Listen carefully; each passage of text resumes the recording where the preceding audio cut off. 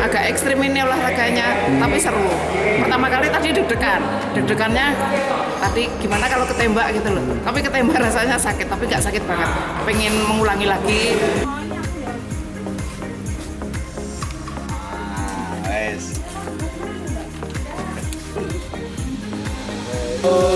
Kami ucapkan yang kurang. Satu, tetap sehat selalu.